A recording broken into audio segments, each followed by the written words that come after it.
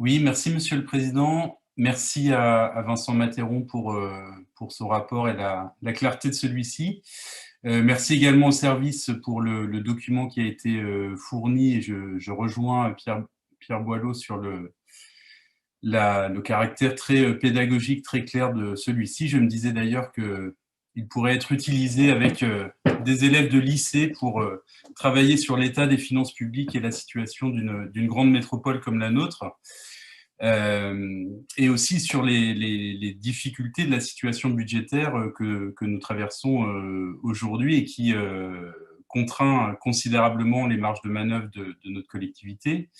Mais Vincent Matteiron l'a montré dans son rapport et les interventions qui m'ont précédé, celle des vice-présidents et vice-présidentes, a montré l'état d'esprit qui était le nôtre, c'est-à-dire que nous ne nous résignons pas, nous ne renonçons pas à mener des politiques publiques ambitieuses au service du plus grand nombre, malgré les difficultés. Nous ne serons pas de ceux qui disent « les caisses sont vides et nous ne pouvons rien faire ». Nous ferons face à ces difficultés. La situation, elle est difficile parce que la pandémie a entraîné des dépenses supplémentaires et que le ralentissement de l'activité économique contraint les recettes fiscales. Mais elle est difficile aussi parce que les dotations de l'État aux collectivités ont fortement baissé ces dernières années. Ça a commencé avec un premier gel en 2011. Ça s'est poursuivi entre 2014 et 2017 avec une baisse, je le rappelle, de 11,5 milliards d'euros pour les collectivités. Et la stabilisation des dotations depuis 2017 n'a pas permis de rattrapage. Et avec la loi de finances 2021, c'est rappelé dans le rapport, la dotation reste stable malgré la crise sanitaire exceptionnelle. Et ce gel, il aura pour première conséquence de soumettre les ressources de notre collectivité aux effets de l'inflation et donc de diminuer ainsi nos moyens réels.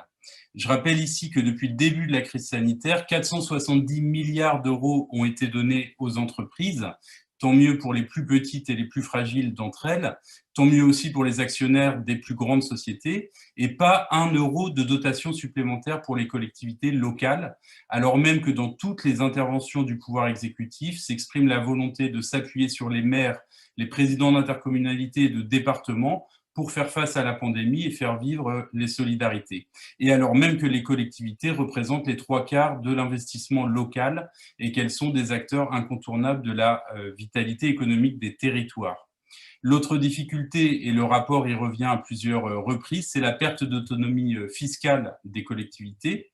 Alors, j'entends évidemment et j'approuve la nécessité de ne pas avoir recours au levier fiscal, qui est un engagement que vous avez pris, Monsieur le Président, pour deux raisons au moins. D'une part, en l'état de l'autonomie fiscale des collectivités, cela reviendrait inévitablement à faire peser la levée de recettes supplémentaires sur des ménages qui n'en ont pas besoin en ce moment.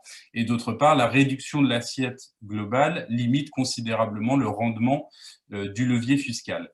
Mais pour autant, la question fiscale ne doit pas devenir un tabou, elle doit même devenir une bataille pour les collectivités.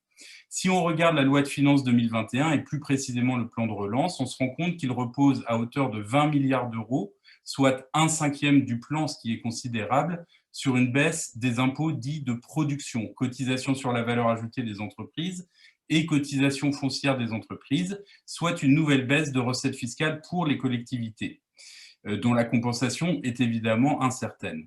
Et la fiscalité aujourd'hui, à l'image de l'exemple que je viens de donner, considérée comme un poids, un boulet, alors que c'est en grande partie à travers les choix fiscaux que se définit la justice sociale. J'émets donc le souhait, et je vais conclure là-dessus, que notre métropole du Grand Nancy s'exprime régulièrement, multiplie les liens avec les autres collectivités et soit en pointe dans la nécessaire bataille financière pour de nouvelles ressources pour les communes et les intercommunalités. La voix des maires et des présidents d'intercommunalités doit peser en faveur d'une grande réforme de la fiscalité locale qui redonne aux collectivités du pouvoir d'agir et reposant sur une contribution progressive et juste des ménages et des entreprises. Un exemple concret de bataille que nous pourrions mener ensemble et pour faire écho à notre actualité, appuyer par exemple la proposition de loi déposée par plusieurs députés en 2018 et qui propose notamment d'abaisser de 11 à 9 salariés le seuil d'assujettissement au versement mobilité des entreprises ou de permettre aux collectivités qui mettent en œuvre la gratuité des transports comme nous le faisons, de bonifier le taux de ce reversement pour engranger des nouvelles recettes supplémentaires.